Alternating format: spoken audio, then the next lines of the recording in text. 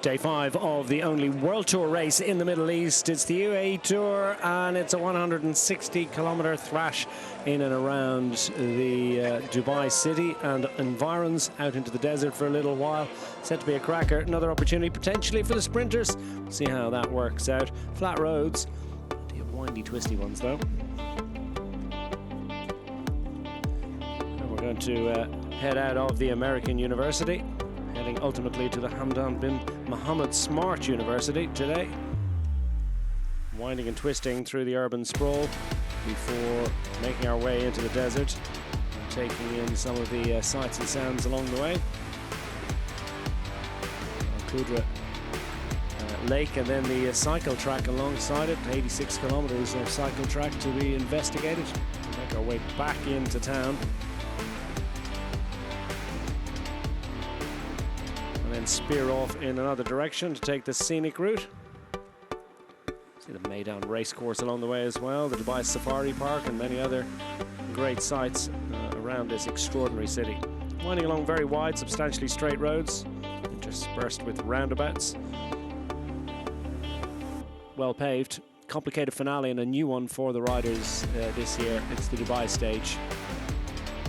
Another opportunity potentially for Jonathan Milan to add to his extraordinary total. Yes, but it looks like the level of the sprinters is very close. Yeah, it's yesterday was headwind, and Milan was did a really strong sprint from going far out. So for sure is a really good level. But I think the main level of sprinters is really good here. And today also a new nice opportunity for us. Is it a completely different sprint today with some curves roundabout before the finish? Yeah, for sure it's different than yesterday. Probably also more covered from the crosswinds in the final with the finish in Dubai. So we'll also definitely make a change how the race will be approached. What is special and what is different with racing in the middle of a big city? Yeah, sure, it's a big name. It's really nice if you can win Dubai stage. It's always something special if you can win these kind of races in a UAE tour. So looking forward and motivated for the day. And fourth yesterday, were you surprised? Yeah, I mean, it's a really strong field of sprinters, and but with a finish like that, there's always a possibility to do something. And well, obviously we're a bit disappointed to be missing Olav and some other guys. So I had to go, and I was happy to come away with fourth. But we'll try again today and tomorrow and see if we can maybe do any better. But it's a really strong field here, so it's a tough one. You mentioned Olaf Koy, who had to leave the race because of sickness. You came here as a lead-out man. How did you switch to another role as a sprinter yourself? Yeah, I mean, sometimes it's not easy to make the switch, but we obviously knew before the stage he was already not here, so it's more simple. And then maybe helped a little bit that it was a little bit crosswind before to stretch it out. But Tosh van der Sande did a really good job in front of me, and I just found a wheel in the headwind and waited, and was happy to do fourth in the end. Yeah. What's the hope for today? Yeah, hopefully we just try again in the sprint. Hopefully it'll be a similar situation. I don't know if it will. I don't think there'll be too much risk of it splitting in the crosswind, but maybe there's always some chance in this race, so we'll be alert for that, and then try again in the sprint. Pulled in and off we go. Indeed it is. Stage 5 is underway on schedule today. We're up and running, and immediately quite the investment from several riders, from Bardiani, from Vinny Fantini, and it looks as if one of the Vermeersch from the Visma bike squad has decided to try and join the party here a little bit. Vermeersch from the UAE squad and Visma Tosh as well. Tosh van der Sande did a great lead out yesterday, and he's not for hanging around here, is he? So if they want to join up with this one, and the Juritz sees a World Tour, well, almost a legend really, in the kind of strong lead-outs that he can do, and looks as if the peloton not too happy to see UAE rider and a Visma bike rider going clear, so it's not going to be that easy to get in the break today. It looks like we could have a little bit of a contest, and Tosh van der Sande is quickly controlled there. What was the thinking? They really want to keep those teams in the peloton. So the gap swiftly goes out as Gabriel Zabir and the others wait their turn and wait the signal. When the overall race leader and the rest of them make it back into the group, they'll settle in. And speaking of which, here he comes up on the left-hand side, escorted to the front of the peloton. Is he going to keep riding? They are. Well, look at that little ambush from the overall race leader. Well, he does like to shake it up a little bit, and that's Novak and friends. Well, that will put the cat among the pigeons. Could be bad news for the break. Look at that for a cheeky attack. That is, well, quite extraordinary. Well, I did say he was going to attack from the gun, not after, what, 12 kilometres? Yeah, he's predictably unpredictable and great to see, and that is going to cause all sorts of shenanigans. He has a teammate to try and launch a little bit of a ramp up here as well. This little bit of road infrastructure is not exactly a mountain, but a few of them will be huffing and puffing, I think, as they try to work their way into the day. Let's see if this one extends, and for how long. The rider's starting to try and clip over.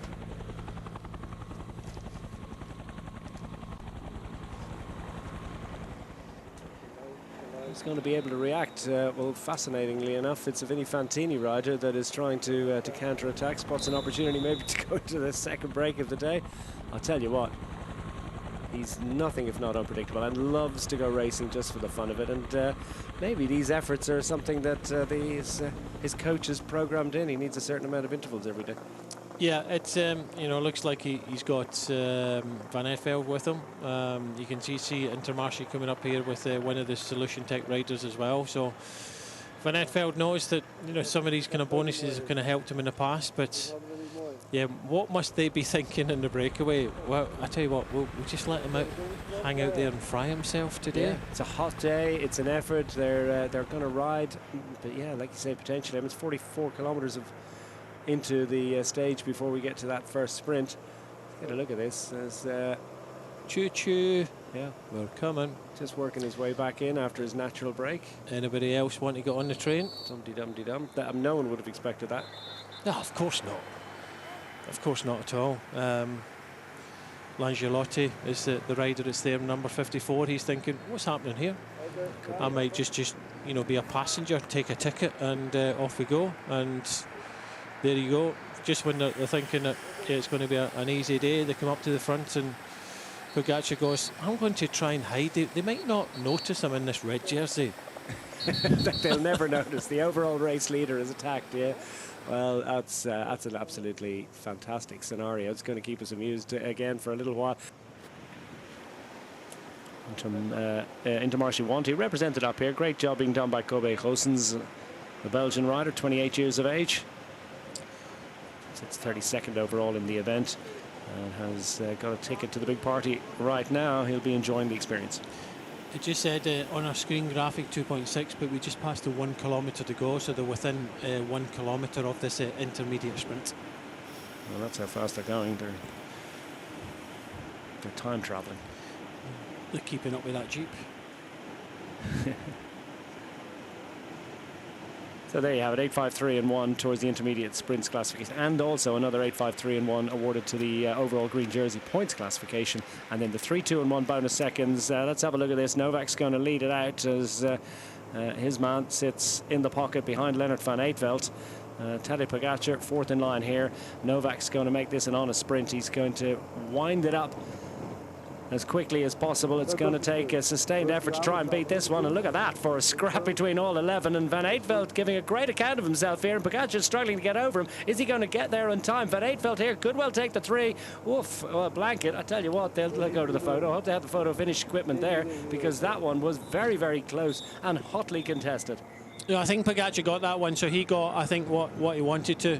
It was a good effort here by Van Eetvelt, but I think Pogačar now, you can just see him easing up as we get to the line. But I have to say that I know that Christian Spragli's there, but the boys from Solution Tech there, they left it a little bit too late. I don't think they get any points or seconds. I think it was Pogačar, Van Eetvelt, he's smiling, and Langelotti, they took the 1, 2, 3. Angelotti continues the effort. to what end? But then there are no patterns anymore, and that's been established, so why not? There are no rules. But I don't think the solution, tech guys kind of helped themselves there. They were a little bit too far back. It was coming up on them very, very quickly. I mentioned it. We were in the last kilometre there. When you get a tailwind sprint, when you get a tailwind sprint like that, there's no chance of moving up. They should have kind of taken it on. They should have led out like Novak did there. They should have done it themselves. They've got the numbers there. They should have taken it on themselves and never. I'd be lucky to see if one of them took the 1 point that was left. But the World Tour riders clean sweep of the first three here. But just let's see what happens now. What they decide to do. Continuing to tap through. For now, at any rate, will Tadej Pogačar continue his effort?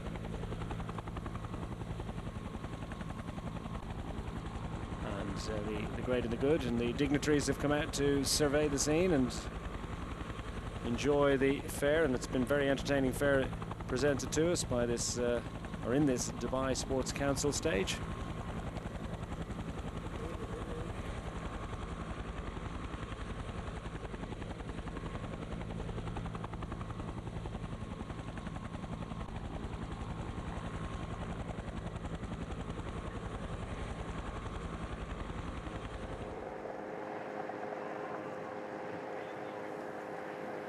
Chase behind continues. Steady Eddie at a very, very intense pace. Michael Bastians has done this work day in, day out, week in, week out for the last couple of years for the Silal Quick Step, and there it is. His Highness Sheikh Mohammed bin Rashid Al Maktoum, the UAE Vice President, the Prime Minister, and indeed the ruler of Dubai. And this is the Dubai Sports Council stage. He's come to have a look at the racing today. The racing is sustained and very, very impressive. It's really enjoyable fair. A languid pace being presented to us by the dromedaries. Nice train of ships of the desert there. Now an opportunity to see old friends. They sneak a little look across. I think the race director was falling asleep there. Yeah, wave. Fair play to Domen Novak, who goes, look at me, boys, I'm up front. Yeah, but I think the race director was that, they were always behind the car there. I think he was looking at the peloton as well and realised that they were on his bumper.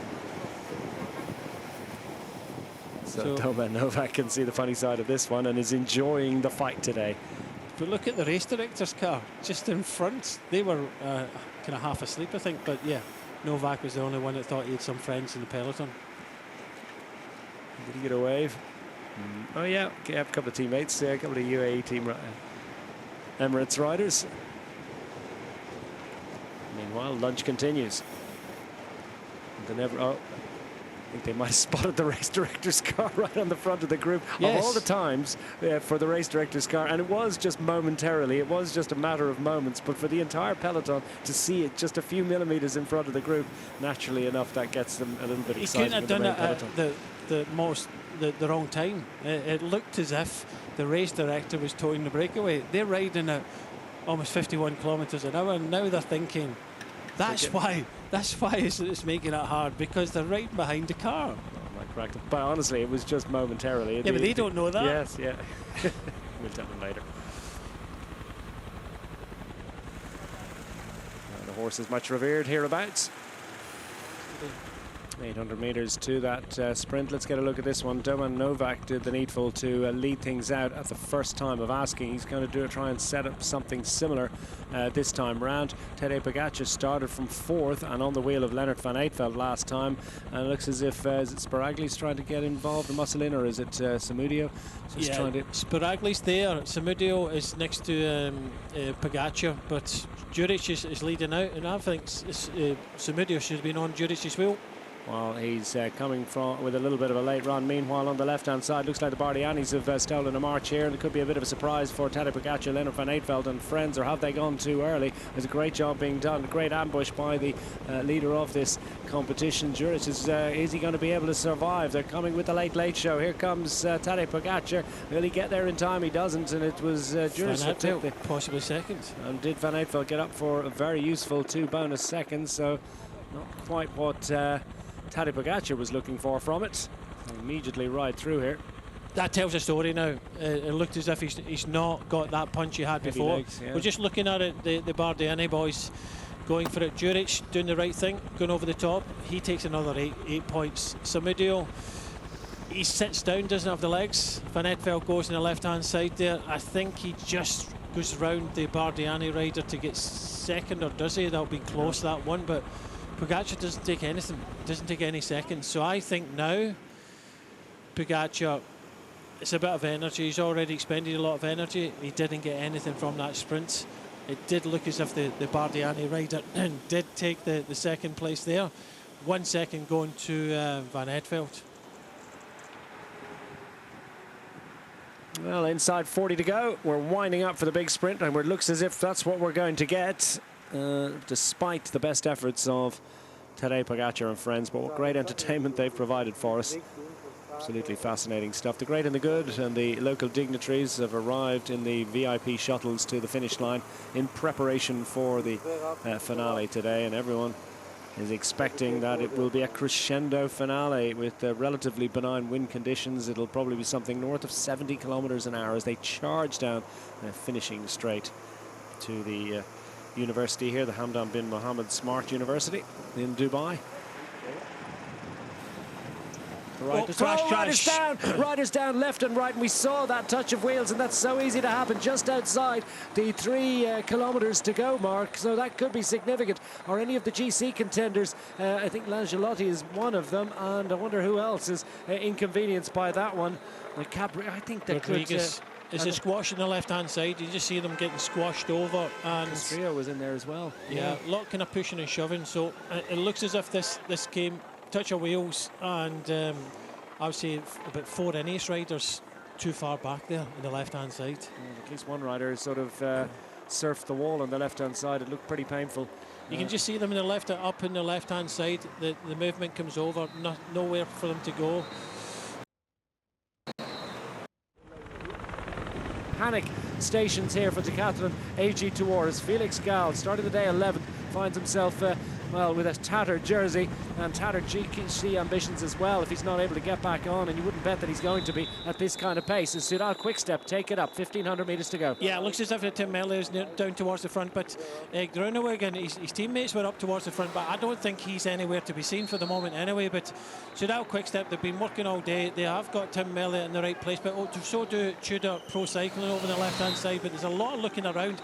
This is chaotic, this sprint. It's coming up very, very quickly. 1.2 to go. They'll soon see the kites.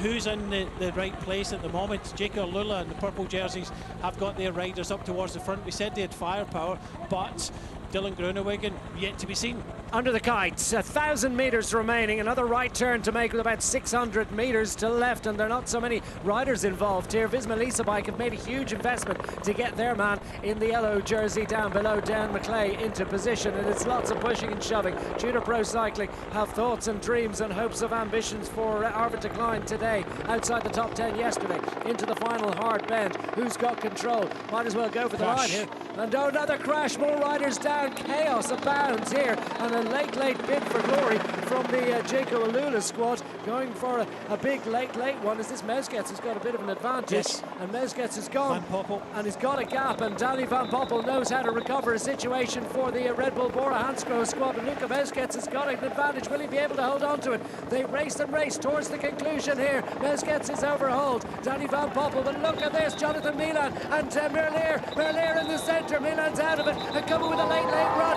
Merlier just about manages to hang on. Was that Gate with a run on Valicelli for the Astana squad? We'll wait to find out. No doubt about the man that got the win is the European champion. Tim Merlier avenges yesterday's defeat. A slightly chaotic run-in, but an absolutely fascinating conclusion to the 5th stage of the UAE Tour, and the European road race champion makes it 6 stage victories in his visits to this race, as Tadej Pogacar is distanced, but I think he'll get the time of the race winner there after a somewhat chaotic conclusion. A lot of riders still trying to pick themselves up off the tarmac after that one.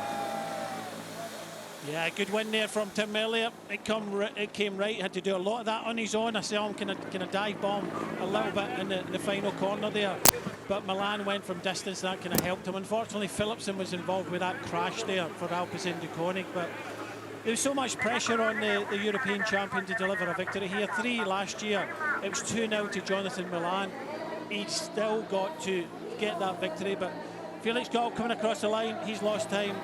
Castrillo's lost time. There'll be a little bit of a shake-up in the general classification because of these crashes come the end, but what a sprint, chaotic sprint to that. But Tim Merlier can sigh a bit of relief now because he won today's stage and he won it well. Jonathan Milan does what he does. He went from distance there. It was rather chaotic though, Declan, but you know, sense prevailed in the end after all day crashes, and Tim Merlier, the European champion, gets his stage win that he's been looking at pretty much for the last few days. Yeah, stunning stuff. Great late run was Malicelli, in actual fact, from the Astana squad. You can watch him here. He's on the inside behind leader. A lot of pushing and shoving. I just think that when we come out this corner here, this squeeze here towards the front just brings a few riders down, and unfortunately it looks like Jasper Philipsen and Groenewegen was here, but Mezgets had already gone. And then the chase was on, and Mezgets had a really good gap. Look at Lido Trek now. The effort here with Jonathan Milan, but it was perfect for Merlier. He was on the wheel. Aaron Gate, I think, is on Merlier's wheel, but this was an incredible performance here by Lido Trek, but unfortunately they came up against a faster man today, and for the first time in this race, Tim Merlier gets over the top of Jonathan Milan and takes the victory. Tim Merlier punches the air in delight. It was Malicelli for the Astana squad that got up for the third place on the line behind Sam well, actually, Welsford. I think he may have got up for second. Jonathan Milan in third. Sam Welsford, fine finish for the Bora Hansgrohe man, but not able to get the hand in the air because it's Tim Merlier that really loves this part of the world. 6 wins now in his 3 visits to the UAE Tour. And that was a tension-filled finale after... It's off on the way. I mean, it was a very intense stage, and then it sort of throttled back a little bit with 30 kilometers to go and a relatively sleepy build-up, and then all hell broke loose in that final couple of kilometers. 3.4 kilometers from the line, the first of the crashes. Oops. Oh, I didn't realize that. Oh dear, oh dear, oh dear. Tim, first of all, we have seen you crashing after the line. Are you okay? For the moment, yes. No, it's okay. Take us through the sprint. How did it happen? Well, we discussed yesterday a bit with the team what we did wrong, and today we did a really good job. They bring me a really good position towards the last 1.5 kilometers. And in the last corner, I come in the wheel of Milan, and then they crash behind. I hear my lead out was in the crash also, so hope he's okay. And I was waiting for my moment. And on the right moment, I start my sprint, and I'm really happy. Again, further confirmation. Tim Merlier ahead of Matteo Malicelli. Great performance from the Astana squad this week. Jonathan Milan, Welsford, Koga, Zilliard up to sprint for the Tudor Pro Cycling squad. They lost decline in the run-in. Danny Van Poppel was there or thereabouts. We present to you the winner of Stage 5 of the UAE Tour from Soudal Quickstep, Tim Merlier. 9th stage victory for Belgium in this particular event. We present to you the leader of the UAE Tour from UAE Team Emirates XRG, Tadej Pogacar. The ever-entertaining world champion and overall race leader, Tadej Pogacar. There you have it, 11 points to the goods ahead of Tadej Pogacar, Tim Merlier. The leader of the points classification from Lidl Trek, Jonathan Milan. Jonathan Milan بالقميص الأخضر. We present to you the Pride of best young Wales. rider after 5 stages Josh from Tarling. Ineos Grenadiers, Josh Tarling. جوش تارينغ أكثر دراج شاب بالقميص الأبيض. لإنجاز هذه المرحلة نود أن نقول شكرا Juris with that 5-point lead over Emanuele Torozzi. Carlos Samudio makes it 2 Vini Fantinis in the top 3. The leader of the intermediate sprints, riding for Solution Tech Vini Fantini, Georgi Juric. Georgi Juric.